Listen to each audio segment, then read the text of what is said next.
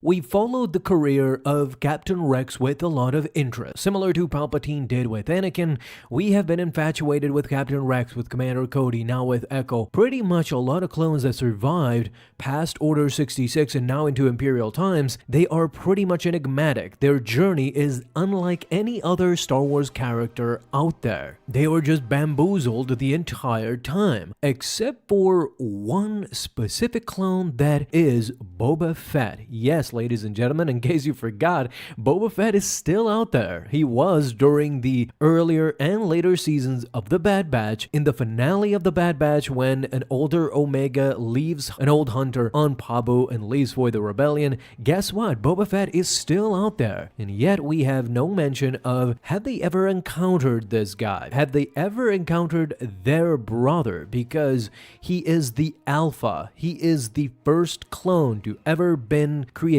from Jango Fett. He treated him as a son, but to these other guys, to Rex more specifically, he is another brother. Perhaps he can even be perceived as an older brother. Even though the rapid aging does not apply to Boba Fett, he ages as a normal human. The clones do age faster. Boba Fett was born first, so essentially all these other clones need to find their older brother. This is what I'm talking about, and this is what we've discussed a lot previously about a new clone series headed by Dave Filoni, featuring Captain Rex, Wolf, Gregor, Cody perhaps, Echo, as they fight the Empire. Seen this in The Bad Batch, why not a fully fledged new series where finally a animated version of Boba Fett could be featured, and he will meet not only Rex and Wolf and Gregor, but also Omega, his sister. After all, it's Star Wars. We need to have brothers and sisters meet each other and recollect their tumultuous time with their father. She will eventually, I think, find out that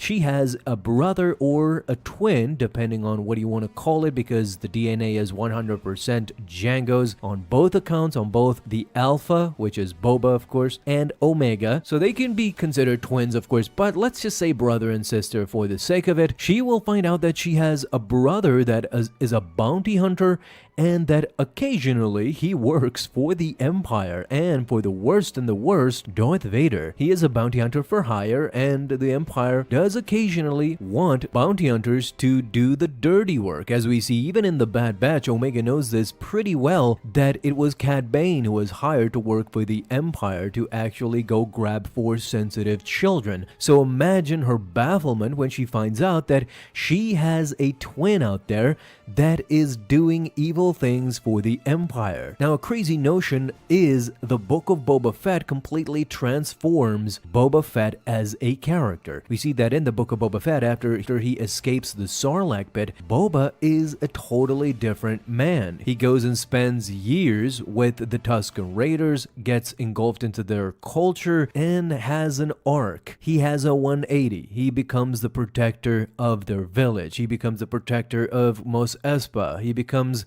essentially the protector of Tatooine against criminal organizations. But was this transformation actually just because of the Tusken Raiders, or can we attribute this to an earlier meeting with Omega that we are perhaps going to see in either a future animated show or perhaps the Skeleton Crew that is coming this year? You see, the Skeleton Crew takes place after the events of Return of the Jedi, because in Empire Strikes Back, yes, Boba Fett is the quintessential villain. He is out for himself. He goes up against the main characters, the good characters, so he is the villain in that movie. He is side by side with Darth Vader on Bespin, for crying out loud. But in Return of the Jedi, he is not all that evil. In Return of the Jedi, he is just standing by, watching the events unfold inside Jabba's palace beside Jabba. He doesn't do anything that crazy other than go up against Luke Skywalker, who is threatening his main employer, Jabba. Essentially, he is just there at that moment. Once he is inside the Sarlacc pit, Fett, as I said, he gets transformed, escapes, gets ingratiated with the Tusken Raiders, but it doesn't surprise me that in between Empire Strikes Back and Return of the Jedi, there was perhaps a meeting between Boba and Omega, between Alpha and Omega, I should say more specifically. And either that or during his time with the Tusken Raiders, that's where we're gonna see in Skeleton Crew, because the Skeleton Crew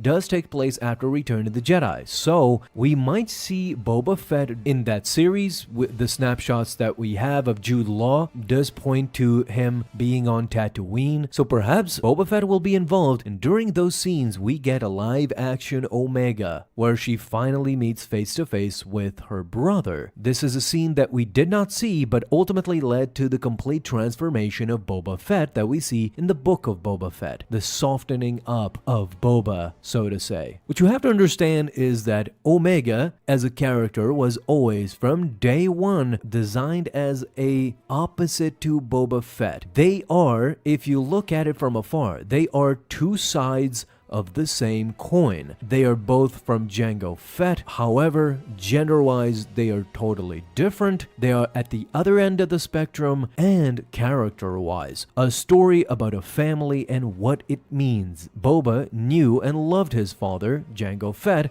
just as Omega now grew to love Hunter and the Bad Batch. But just like Jango Fett, they won't be around forever. Boba was left alone, and now Omega, it seems, in her pursuit to fight for the rebellion, she is leaving Hunter behind, literally. So one day, once the fight is over, Omega will be kind of directionless. She has no more fight to give. Faced with a choice, now she needs to understand who she was and who will she be. And in her pursuit of the past, this is when she will come into direct contact or perhaps even conflict with Boba Fett at some point. It's either after the events of the Bad Batch finale, during the rebellion, during the Galactic Civil War, or afterwards after Return of the Jedi. What's even crazy, of course, is that Boba Fett dons the armor, so at first they perhaps won't even know that they are sibling. But this is a perfect storyline, especially for Dave Filoni, who likes to toy with these particular family stories, that a sibling rivalry would be a great story arc for these two. I mean, heck, if you think about it, Omega knows Fennec Shand by this point. Fennec Shand even sent